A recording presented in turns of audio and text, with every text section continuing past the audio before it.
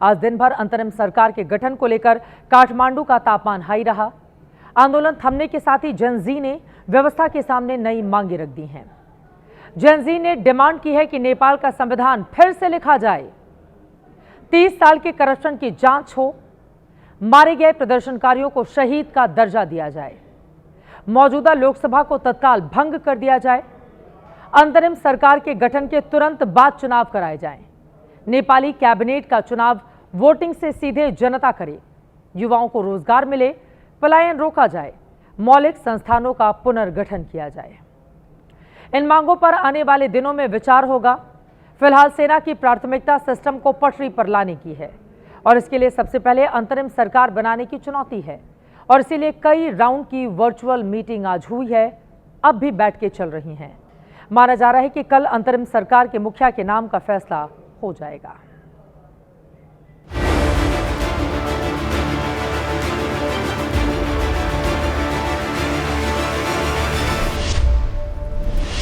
काठमांडू की इस तस्वीर को नेपाल की सियासत में वामपंथ की समाधि के प्रतीक के तौर पर प्रचारित किया जा रहा है।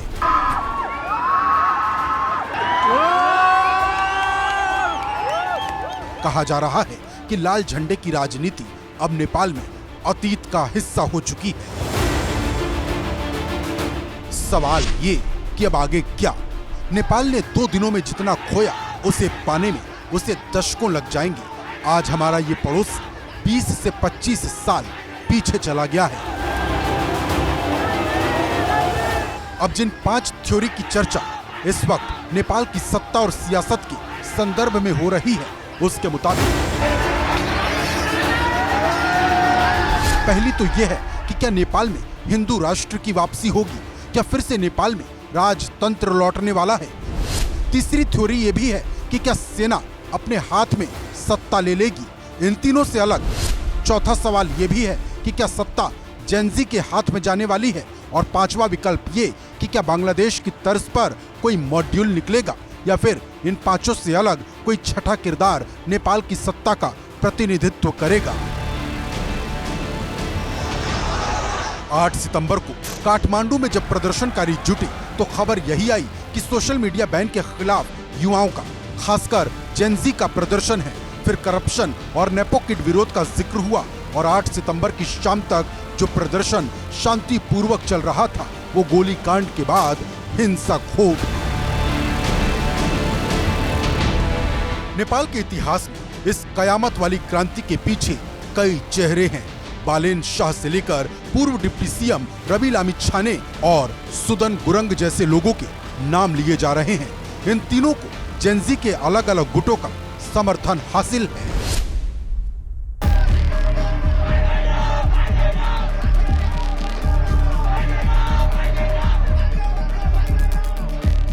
काठमांडू के मेयर बालेन शाह को सत्ता सौंपने की मांग मंगलवार को प्रदर्शनकारियों ने की थी। हिंसक विरोध के दौरान सड़कों पर नारे लगे थे।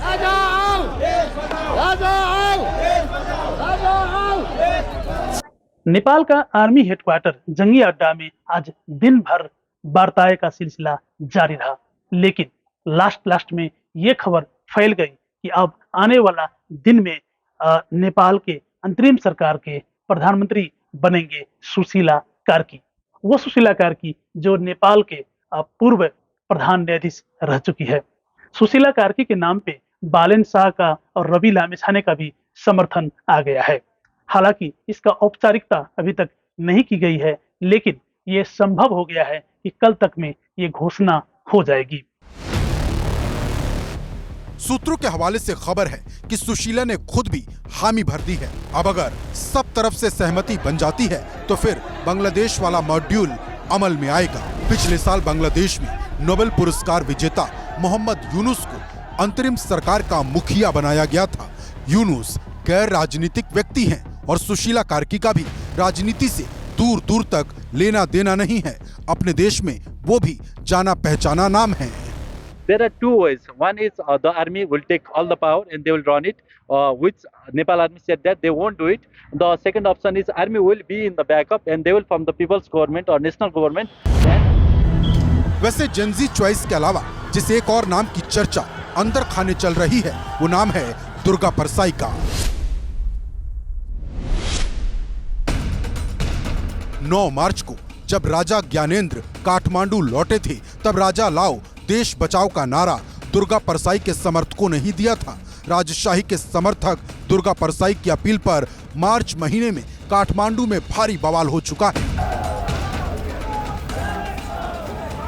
वैसे एक चर्चा इस बात की भी हो रही है कि नेपाल को फिर से हिंदू राष्ट्र घोषित किया जाए और राजतंत्र की वापसी कराकर राजा ज्ञानेंद्र शाह को गद्दी सौंप दी जाए। लेकिन सूत्र बताते हैं कि अभी राजा खुद इसके लिए राजी नहीं दिख रहे हैं।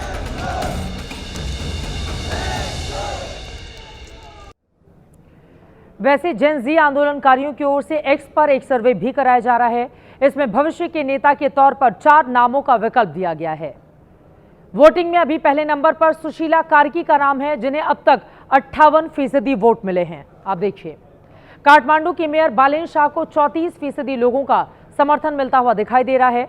नेपाली क्रिकेटर सागर धकाल को 6% वोट मिले हैं। धरान के मेयर हरका सम्पांग को 2% लोगों ने पसंद किया है। ये वोटिंग कल तक यूं ही जारी रहेगी। और अभी जो जानकारी आई है उसके मुताबिक बालेन शाह और रवि लामिछाने ने अपने आप को रेस से अलग कर लिया है। बड़ी खबर इस वक्त की आपको बताते चले, नेपाल में अंतरिम सरकार को लेकर इस वक्त की बड़ी खबर यह आ रही है। बालेन शाह और रवि लामिछाने ने अपने आप को रेस से अलग कर लिया है। बालेन शाह ने कहा है कि वो मेयर ही ठीक हैं। लामिछाने ने कहा कि 6 महीने बाद चुनाव जीतकर प्रधानमंत्री बनूंगा।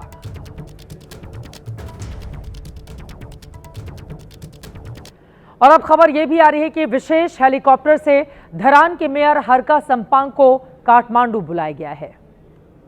रेस में सबसे आगे चल रही हैं सुशीला। वो हैं कौन, उनके बारे में बताते हैं।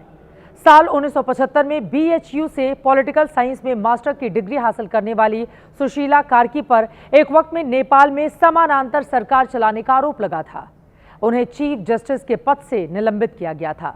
तब के सत्ता में बैठे राजनेताओं ने सुशीला पर पद के दुरुपयोग के आरोप लगाए थे। सुशीला कार्की साल 2016 में नेपाल की सबसे बड़ी अदालत की चीफ जस्टिस बनी। सुशीला देश की पहली महिला मुख्य न्यायाधीश थी। 73 साल की सुशीला कार्की 2007 में वकील बनी थी। फिर वो सफलता की सीढ़ियां चढ़ती हुई चीफ जस्टिस की कुर्सी तक पहुंच गई। लेकिन कार्की के फैसलों ने नेपाल की हुकूमत को हिलाकर रख दिया। वो सत्ता में बैठे नेताओं की आंखों में खटकने लगी थी। 2017 में कम्युनिस्ट पार्टी और नेपाली कांग्रेस के सांसद महाभियोग का प्रस्ताव लेकर आए तो लोग सड़कों पर उतर आए। कार्की को निलंबित किया गया, जिसके विरोध में नेपाल की सड़कों पर कई दिनों तक आम लोगों ने जबरदस्त प्रदर्शन किया। इस प्रदर्शन का नतीजा यह हुआ कि सरकार को महाभियोग का प्रस्ताव वापस लेना पड़ गया था। कार्की को दोबारा बहाल करना पड़ा। और इस वक्त एक बड़ी खबर आ रही है, जल्दी से उसका रुख करेंगे। सूत्रों के हवाले से बड़ी खबर यह है कि नेपाल में कल होगी अंतरिम सरकार की घोषणा। पहले खबर थी कि रात को ही घोषणा संभव है, लेकिन अब यह घोषणा कल होगी। बालेन शाह और रवि लामिछाने के समर्थन से घोषणा होगी। हालांकि इन दोनों ने अपना नाम पीछे कर लिया है। सूत्र बता रहे हैं सुशीला कार्की को कल अंतरिम सरकार की जिम्मेदारी दी जा सकती है। नई अंतरिम सरकार का कार्यकाल 6 महीने का होगा। शांति बहाल करना, चुनाव कराना ही उनका मुख्य काम होगा।